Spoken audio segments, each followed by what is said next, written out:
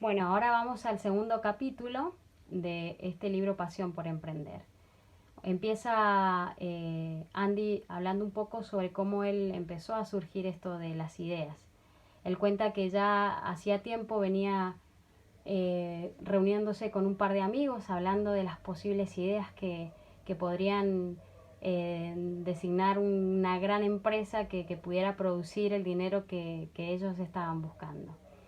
Bueno, cuenta que en su universidad hay una conferencia que va a dar Fernando Fernando Oris de Roa, que es el presidente de la compañía cerealera Continental, a quien él define como una de las personas más particulares que uno puede conocer.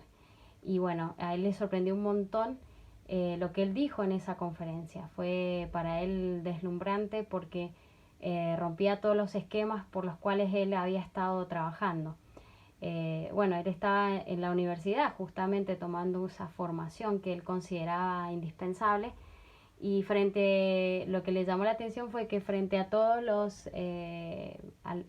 todas las autoridades generales de la universidad, Fernando dijo que no era necesario ser un alumno excelente, sino ser un alumno normal, mediocre, para poder tener tiempo, para poder disfrutar y buscar esas cosas que uno lo apasionaban y podía llegar a ser lo que definiera su vida.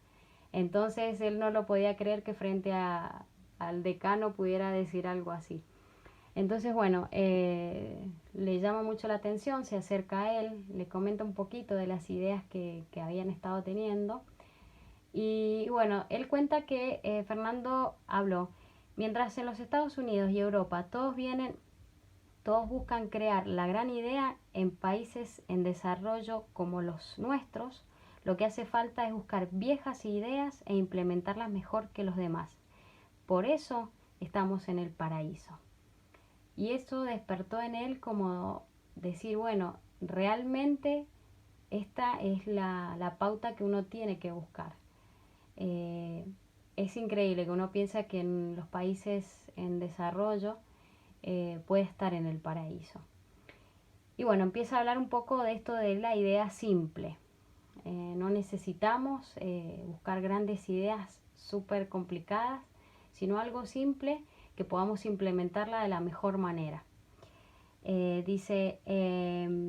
Cuenta él que bueno, surgió la idea de su compañía OfficeNet porque bueno, como él era economista, uno de esos personajes que él había estado visitando hacía un tiempo para buscar su parámetro, su lugar donde él iba a desarrollarse, una de estos dueños de una compañía lo llama para que le hiciera una evaluación de su empresa Sparkling, que es una empresa embotelladora de agua que proveía a todas las oficinas de Buenos Aires.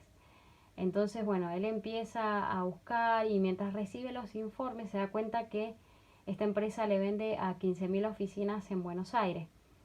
Lo que él empieza a pensar es como, wow, cuántas oficinas hay y qué más, empezó a pensar qué más se puede llegar a ofrecer a estas oficinas, aparte del agua embotellada. Entonces empezó a pensar de a poquito cómo poder implementar su idea. Él, bueno, crea esta empresa OfficeNet, hablando un poquito de cómo él llegó a eso, y justamente surgió de esta idea, de ver cómo podía ampliar el abanico a las oficinas para poder ofrecerle no solamente agua, sino resma de papel, impresoras, tinta y bueno, y todos los implementos que en una oficina por lo general siempre se necesita. Bueno, entonces él empieza a hablar de esta idea simple y de justamente de dónde surgen las ideas. Dice, 9 de cada 10 ideas llevadas a cabo nacen porque el emprendedor potencial descubre una necesidad o una oportunidad a partir de interactuar con un ramo en el mercado. Esto es otra cosa que vamos a ver que Andy empieza a contar un poquito, es que no es necesario que uno empiece a investigar sobre algo que no sabe. Por ahí simplemente el poder tener contacto con ese sector y ver desde adentro cuáles son las falencias y cuáles son las cosas que podríamos mejorar, es ahí donde surge esa idea simple. Y habla de otra cosa, que tengamos cuidado porque cuando a veces creemos que tenemos una gran idea, empezamos, bueno, a surgir, a pensar que son únicas, que nadie más las sabe y que nadie más las pensó. Entonces, bueno, él dice que el grave error en que empezamos a caer es que pensar que nuestra idea es única. Después, creer que la idea es brillante. Después, que todo el mundo se las quiere robar y caemos en que por temor a que nos lo roben, nosotros empezamos a guardarla. Y bueno, y eso es lo peor que podemos hacer, porque cuando tenemos una idea, lo que Andy nos dice es que debemos buscar justamente, indagar en el mercado de esa idea que tuvimos, cómo funciona, qué pasa, y habla también de que debemos recurrir a aquellos grandes del mercado y que ellos puedan decirnos la información correcta.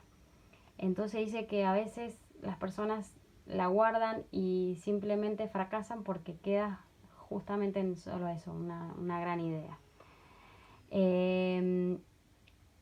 Por una idea, él cuenta el relato de Peter Drucker, que él dice que por una idea paga 5 centavos y por una implementación pago una fortuna. Y habla justamente de esto, o sea, grandes ideas podemos tener todos, pero para poder llevarla a cabo realmente requiere un gran esfuerzo. Entonces, después, él cuenta esto de que anteriormente había dicho que le había llamado la atención de Fernando. ¿Por qué estamos en el paraíso? ¿Sí? En Latinoamérica sería. Dice, porque podemos ver la tendencia que surge en los mercados desarrollados y que sabemos que tarde o temprano sucederá acá. No había que pensar en la gran idea, sino buscar viejos sectores donde se iban a producir claros cambios en el proceso de comercialización. Y empieza a hablar de estas buenas viejas ideas. Dice, la clave no está en la originalidad de la idea. El éxito proviene de haberla implementado mejor que los demás. Y él empieza a contar un par de ejemplos que son fabulosos.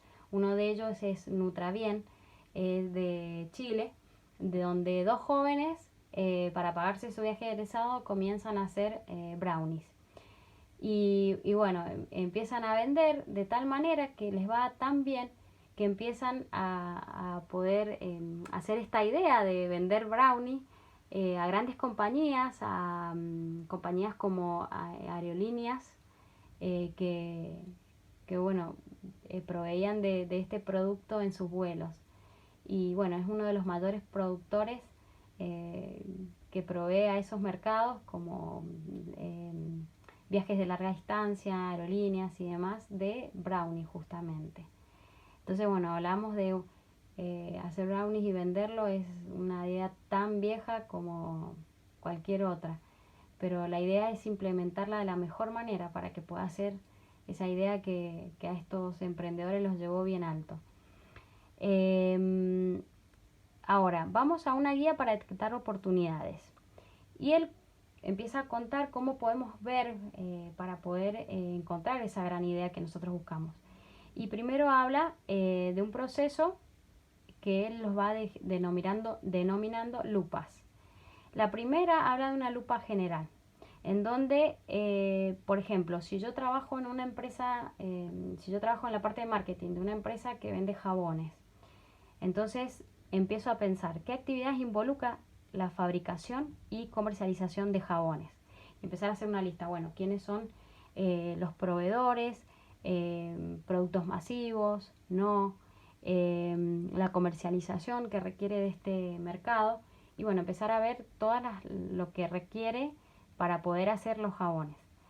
Entonces, después habla de la lupa mundial, en donde, bueno, uno empieza a buscar un mercado y empieza a elegir esa actividad que quiere hacer y aprender de ella enfocándose en mercados desarrollados, ¿sí? Y él habla que, bueno, hay un montón de información en internet que uno puede recurrir para ver qué es lo que pasa en los mercados en aquellos lugares donde son países desarrollados. Entonces, saber que eso es lo que indefectiblemente va a pasar aquí en los mercados en desarrollo. Después habla de una lupa local, donde dice conocer el propio mercado de ese sector y encontrar esas gaps, ¿sí? Esas gaps, él habla de, bueno, eso que va a surgir, que va a salir, esa tendencia que va a aparecer y que apareció en los mercados desarrollados, y bueno, sabemos que va a pasar y que va a suceder en los mercados en desarrollo, ¿sí? Esas gaps. Y bueno, por último está hablando de una lupa dinámica, en cuarto lugar, y donde dice analizar el curso probable, en donde acá empezamos a hacer un profundo análisis sobre los factores de peso, ¿sí? Aquellas cosas que nosotros en los mercados en desarrollo podemos ver. Por ejemplo, la diferencia que hay, por ejemplo, si vamos a poner una panchería, empezar a ver que quiénes son los que proveen, si en el país en el que estamos hay un proveedor muy grande, si hay mucha competencia, bueno, empezar a ver si es factible poder hacer eso.